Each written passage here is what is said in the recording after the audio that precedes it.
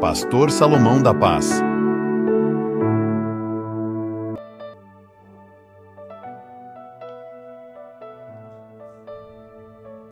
Isaías capítulo 43, versículo de número 21, vamos estar lendo.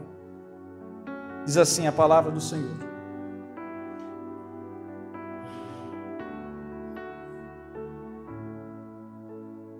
ao povo que formei para mim, para celebrar o meu louvor.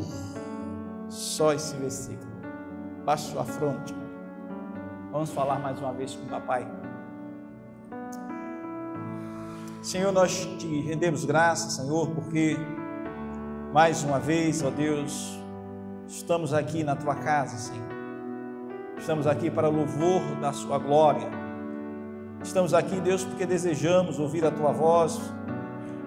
E também, Deus, nesta campanha, estamos esperançosos em que o Senhor possa estar manifestando, Deus, a tua bondade sobre nós, com curas, com causas, ó Deus, que muitas das vezes tem sido impossível para nós solucionarmos, mas que diante do Senhor, quando nós colocamos, nós aguardamos, ó Deus, os teus cuidados, a tua provisão, a solução, Deus, daquilo que muitas das vezes nós mesmos não temos conseguido resolver.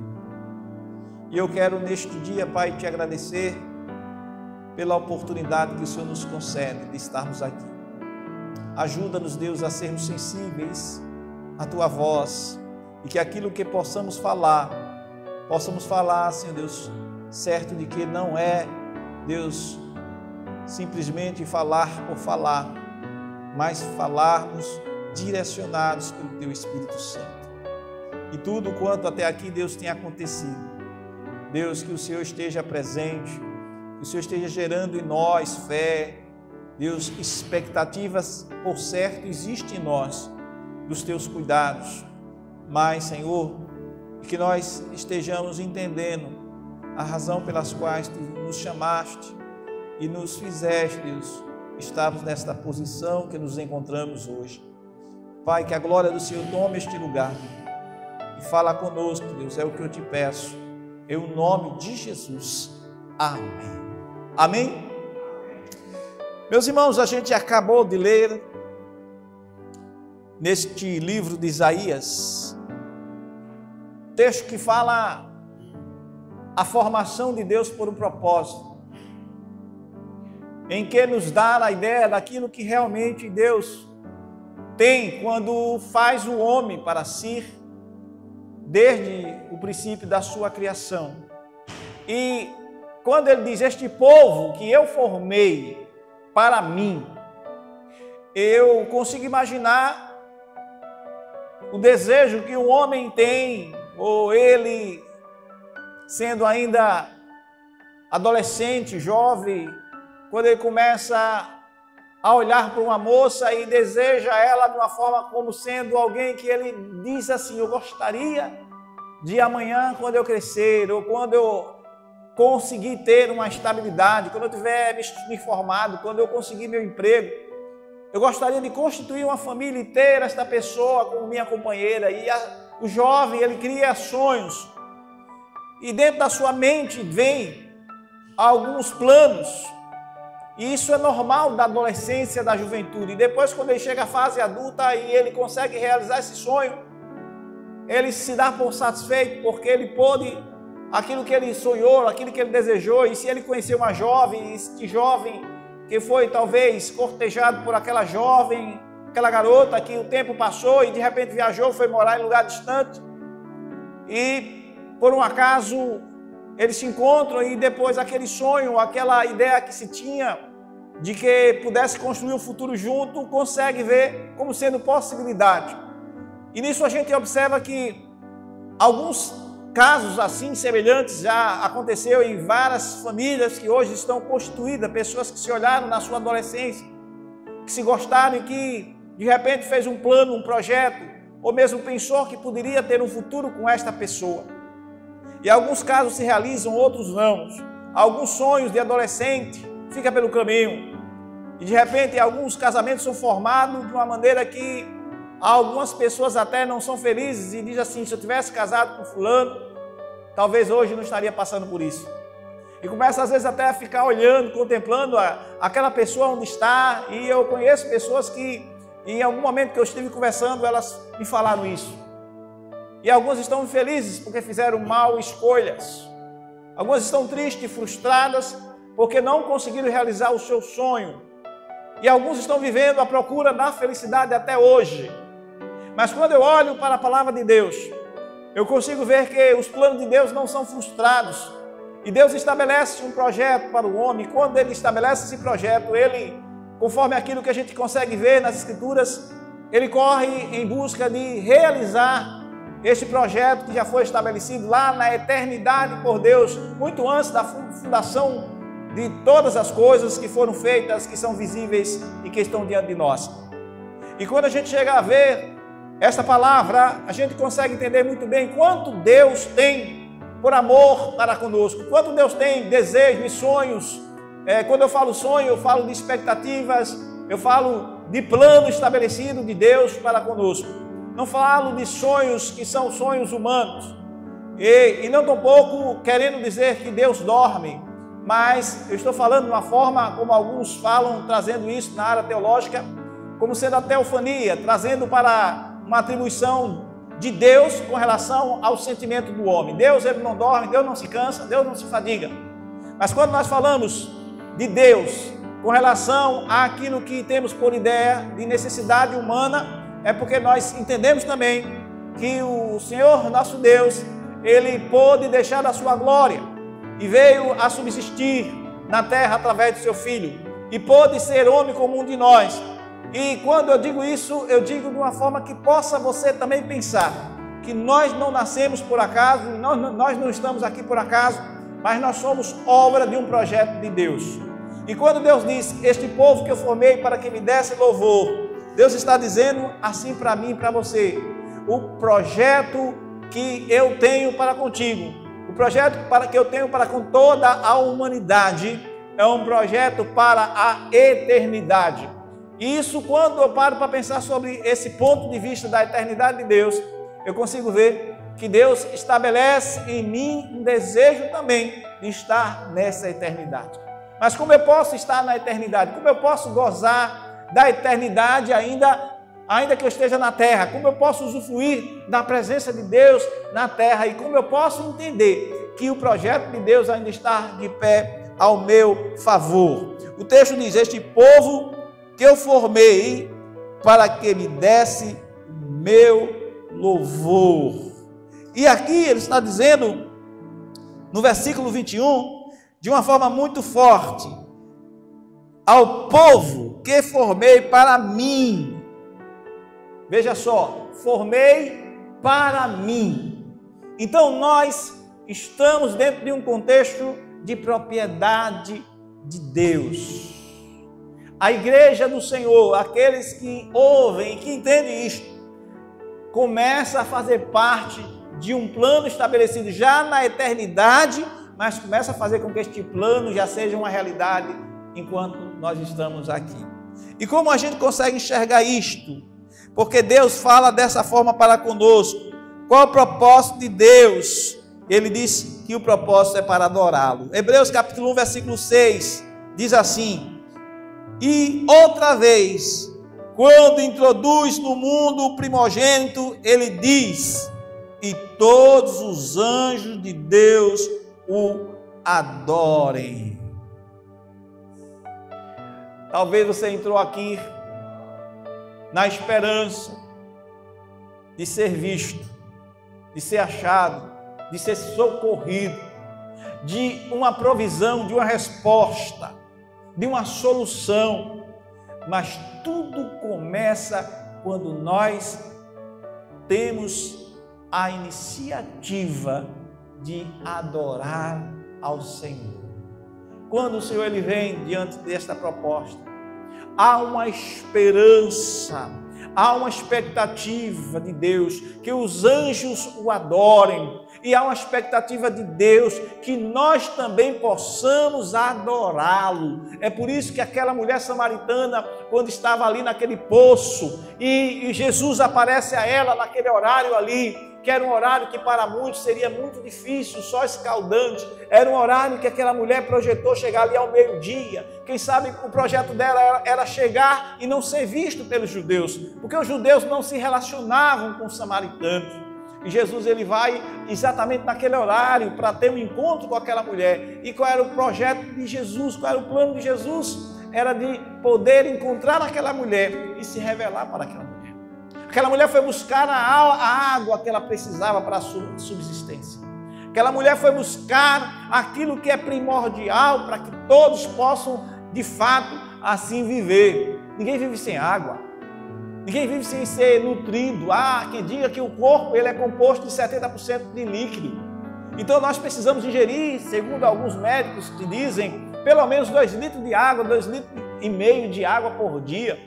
Então há uma necessidade que é algo que faz parte da natureza, da essência da vida.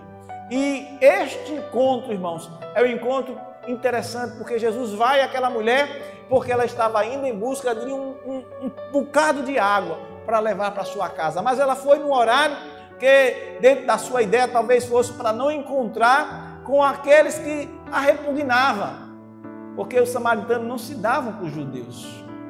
Então ela procurou um horário discreto. E ela foi naquele horário. Então, mesmo que ela pudesse ir no horário discreto, Jesus foi ao seu encontro. Jesus foi ao seu encontro e Jesus disse para aquela mulher, dai-me de beber. E quando Jesus disse assim, dai-me de beber, ela observa que Jesus era judeu. E ela disse, como tu sendo judeu, pede-me a mim água. Porque ela sabia que os judeus não se davam com os samaritanos. E Jesus disse uma palavra que marcou aquela mulher. Mulher, se tu soubesse quem te diz, dai-me de beber, tu pedirias água, e eu lhes daria água da vida. E ela perguntou, tu és maior do que nosso pai Jacó, que fez essa fonte e nos deu desta água para que pudéssemos beber? Jesus, ao ouvir aquilo ali, ele se manifesta como sendo esta fonte de água vivas. E ele diz, olha, a água que eu te der será uma fonte a jorrar para a vida eterna. E Jesus fala exatamente essas verdades. E naquela hora, aquela mulher fica olhando para Jesus e Jesus pergunta pelo seu marido. E ela diz, eu não tenho marido. Aí Jesus revela-se para ela.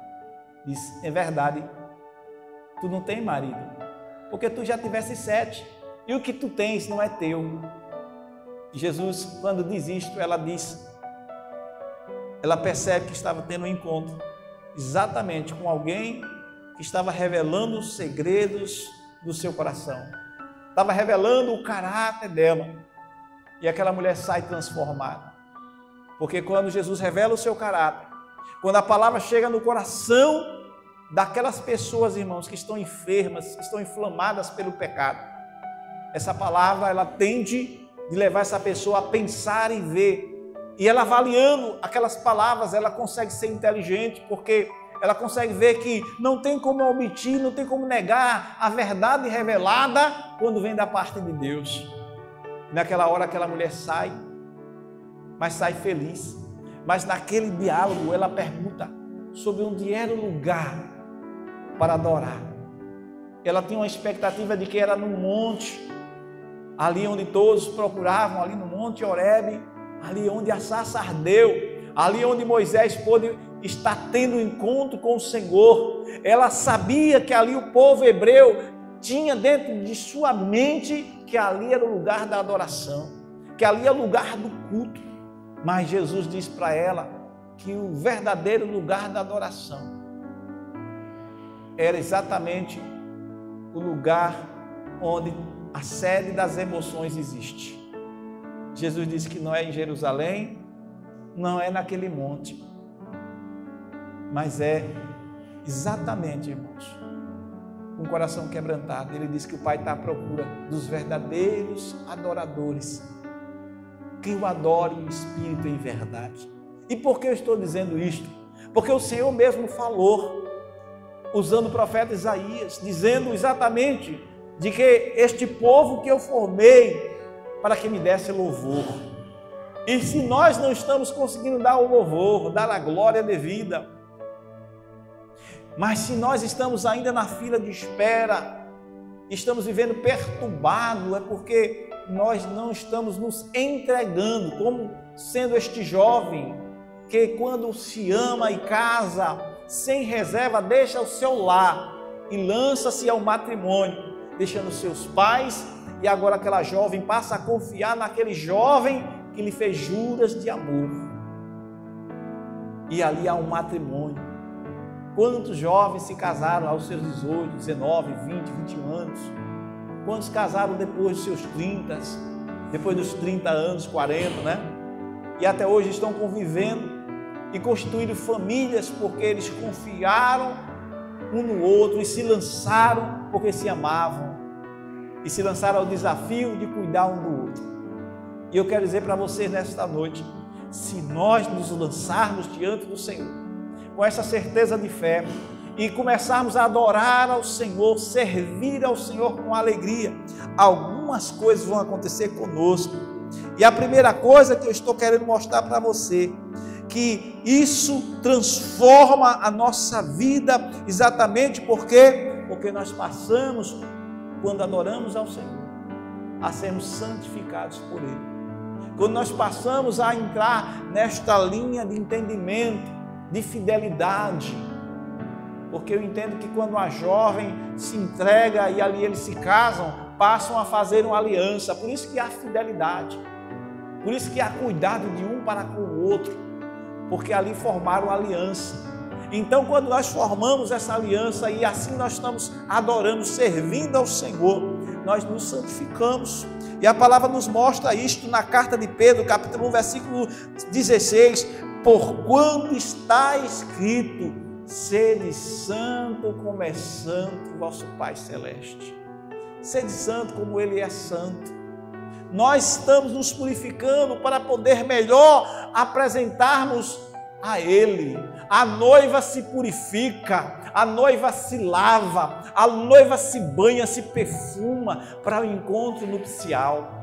E nós, como sendo esta igreja santa do Senhor Jesus, nós estamos diante também desse desafio de estarmos nos santificando, de estarmos tirando aquilo que não convém, para que possamos, quando formos apresentados ao noivo, àquele supremo pastor que vai vir nos buscar, aqueles que estão realmente preparados para o grande dia de núpcia, para o grande dia do encontro, onde vamos estar para sempre com Ele. E nós estamos entendendo muito bem, irmãos, que Ele nos comprou, que Ele nos remiu, que Ele nos santificou para que pudéssemos dar a Ele louvor. Então, quando Ele nos compra, quando Ele nos traz para si, Ele está esperançoso que nós possamos devolver a Ele, irmãos, como forma de gratidão, a nossa adoração.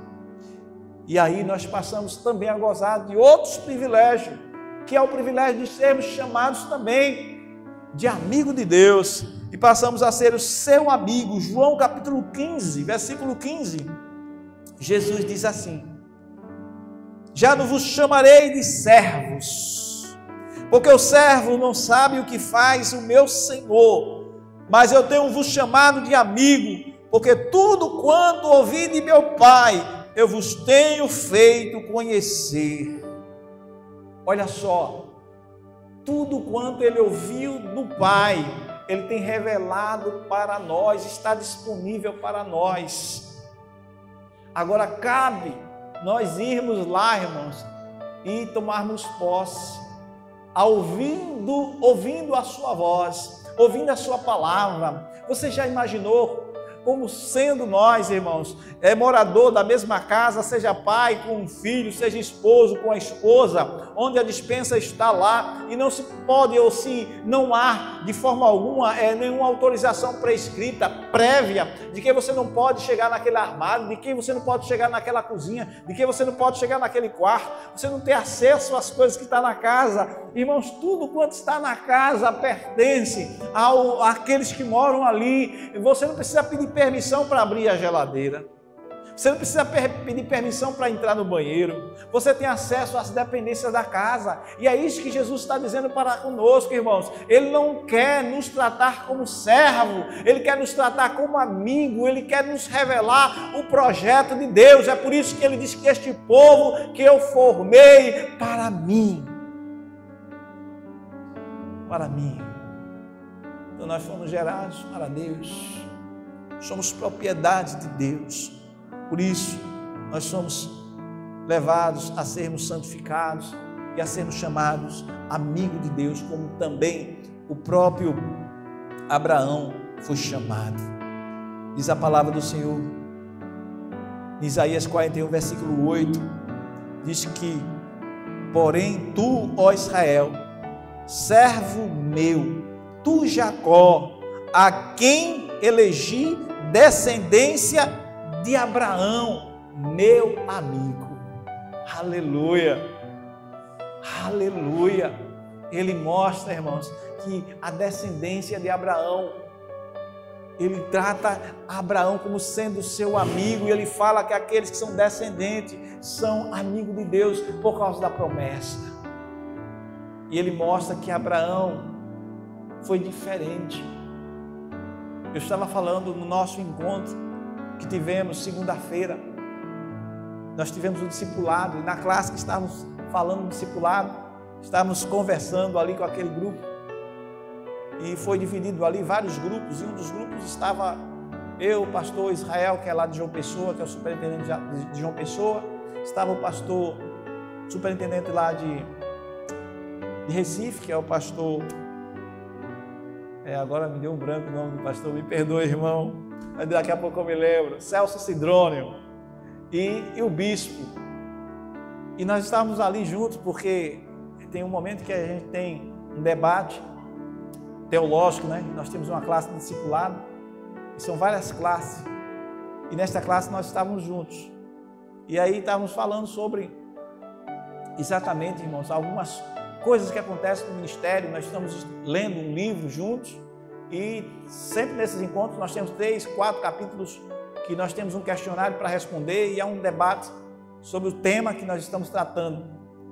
E ali nós falamos sobre vários assuntos. Ali depois juntou a classe com os demais das outras cidades, outros estados, e ali cada um foi falando um pouco daquilo que foi abordado neste grupo.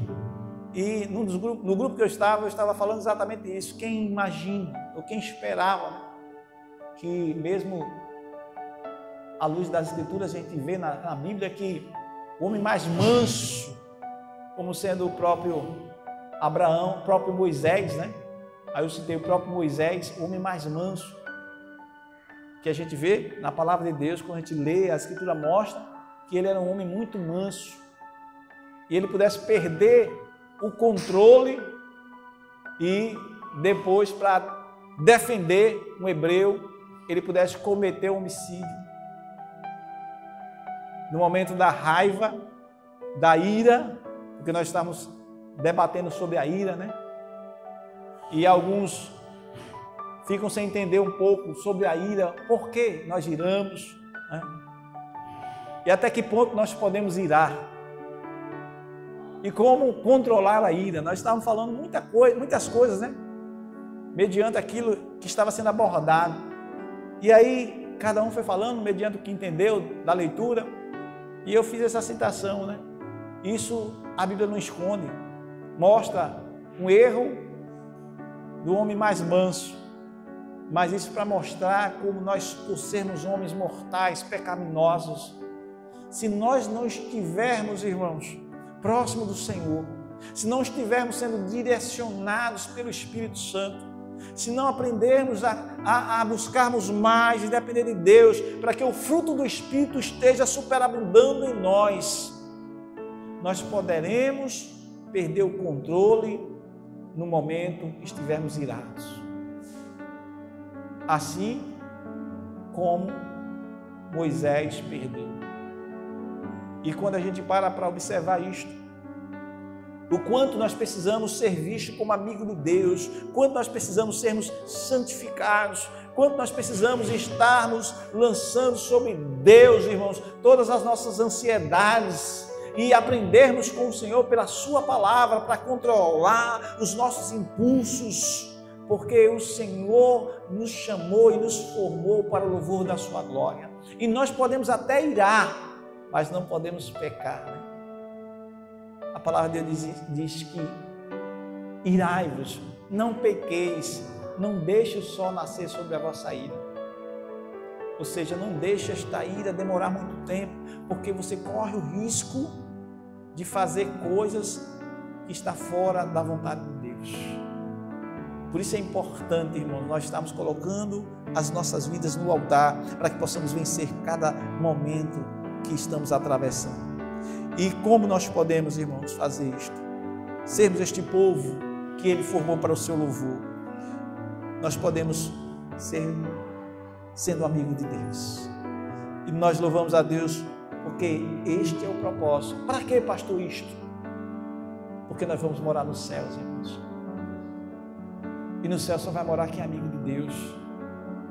No céu só vai morar aqueles que desejam ir para o céu, aqueles que desejam estar lá, porque não basta somente, irmão, dizer que quer ir, você tem que desejar, você tem que anseiar no seu coração, você tem que estar trabalhando no sentido de estar andando na direção certa, porque para ir para o céu, irmãos, tem que estar andando na presença do Senhor. E nós estamos aqui para isso, porque vamos morar no céu.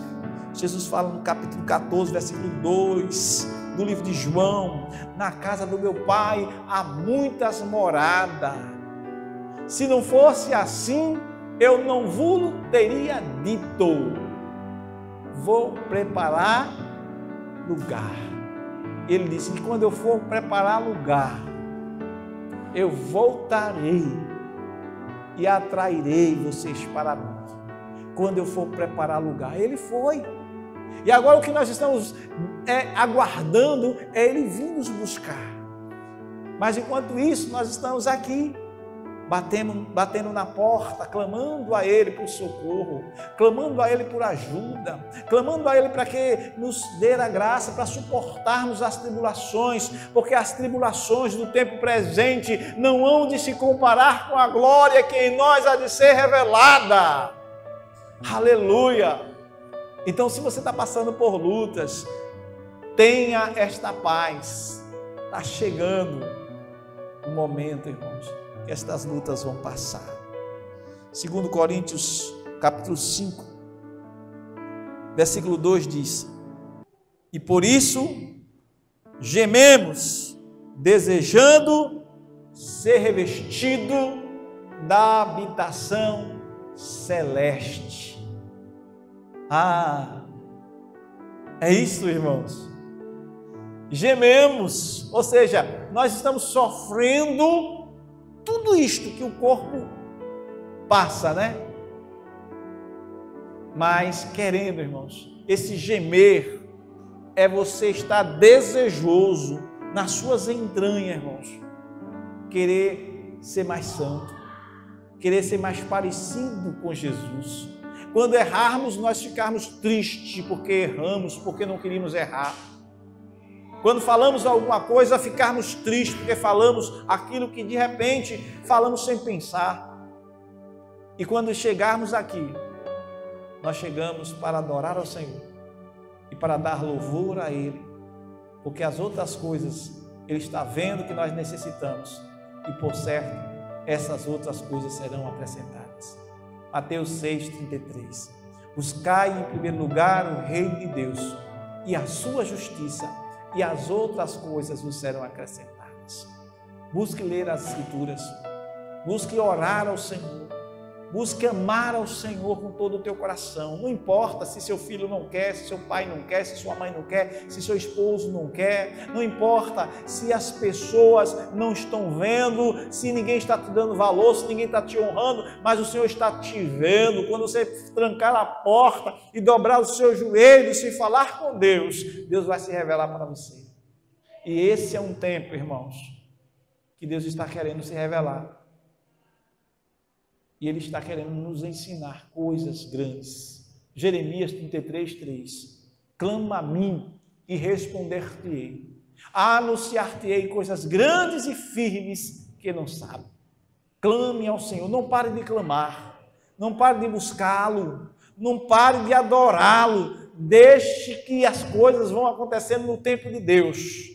Se você está esperando que Ele responda hoje, continue crendo, diga: Senhor, eu estou crendo que pode ser hoje, né? Pode ser hoje, Senhor. Eu estou crendo que a minha cura vai vir. Eu estou crendo que a solução deste problema já está acontecendo no mundo espiritual. Eu já começo a viver como aquela mulher grávida. Ela já tem um sentimento dentro de si mesma. Ninguém viu a barriga crescer, mas ela tem certeza que ela está grávida. Assim é a fé. Ninguém viu ainda acontecer.